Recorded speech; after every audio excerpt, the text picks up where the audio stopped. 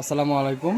এই যে আমার হাতে থাকে যে রাইস কুকারটা দেখতে পারতেছেন, এই রাইস কুকারের সমস্যা হচ্ছে যে লাইন পায় না, মানে হলুদ বাতি বা লাল বাতি কোনোটাই জ্বলে না।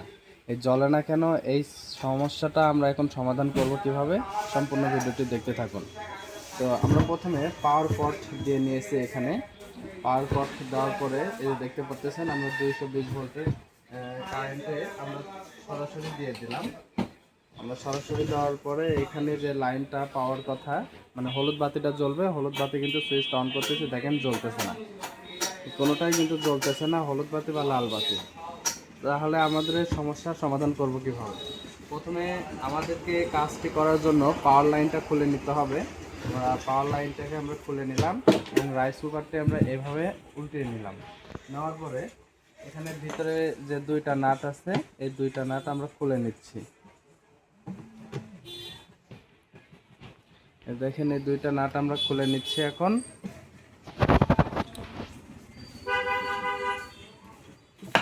যদি আপনাদের রাইস কুকারে এ ধরনের সমস্যা হয় তাহলে আমাদের ভিডিও দেখে কিন্তু আপনারা সমাধান করতে পারবেন।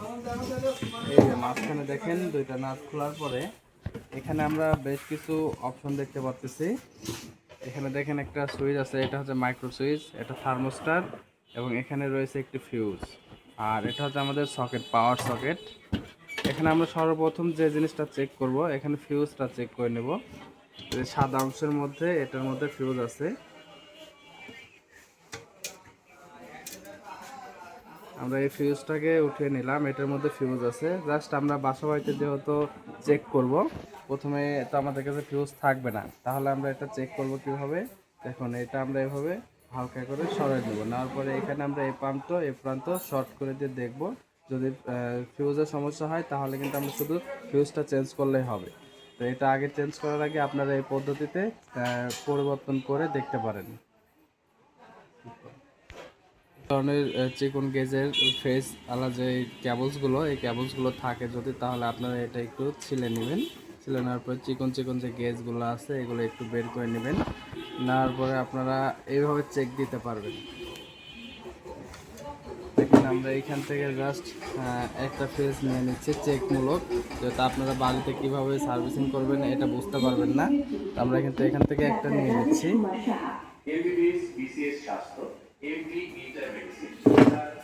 এই যে দেখেন একটা ফিউজ নিয়ে নিলাম।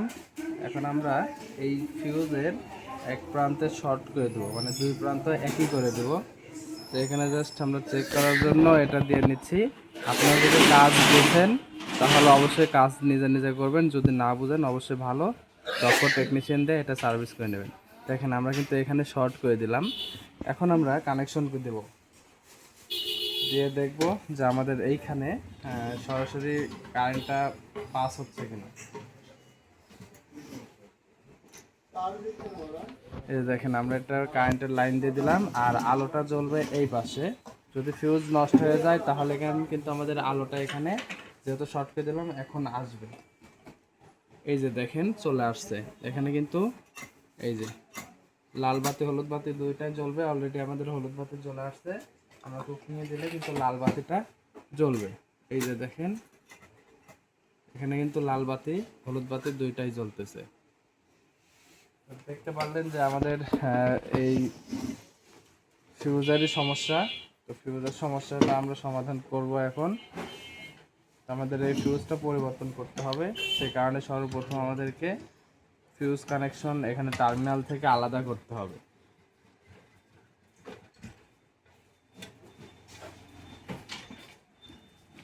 ফিউজের একটি প্রান্ত খুলে নিলাম, আরও একটি প্রান্ত আমাদের খুলে নিতে হবে।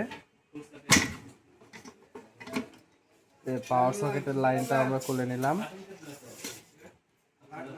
আমরা সবসময় মনে রাখবো যে কোন কেবলসটি কোথায় থেকে খুলে নিচ্ছি।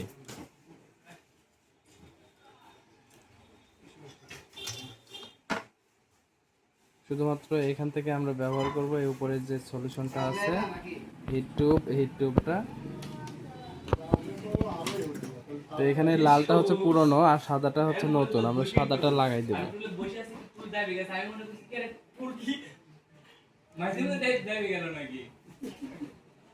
সেফটির জন্য দেওয়া হয়।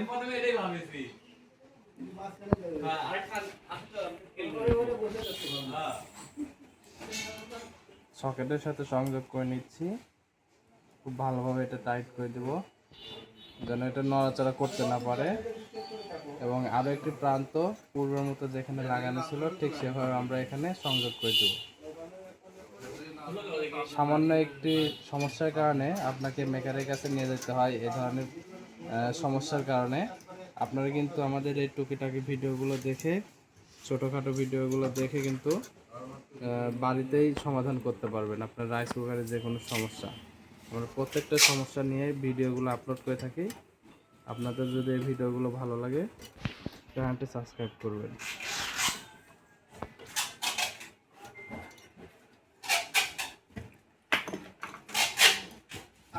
আমরা এটাকে টাইট করে দেবো ভালোভাবে যেন নড়াচড়া করতে না পারে। এবং পূর্বের মতোই আমরা এটাকে সেফটি সহকারে মুড়িয়ে দিচ্ছি যেন নড়াচড়া না হয়।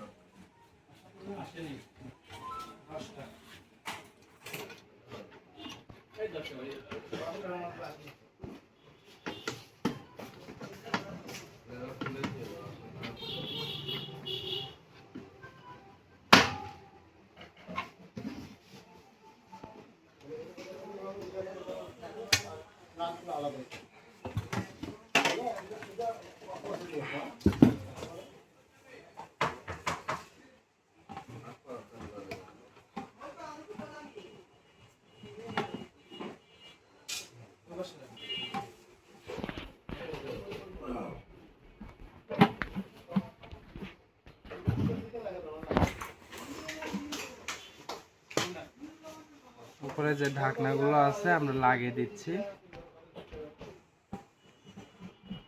এই ধরনের ভিডিও পেতে অবশ্যই আমাদের সাথে ফেসবুকে দেখে থাকলে অবশ্যই চ্যানেলটি ফলো করে রাখবেন, ইউটিউবে দেখে থাকলে চ্যানেলটি সাবস্ক্রাইব করে রাখবেন।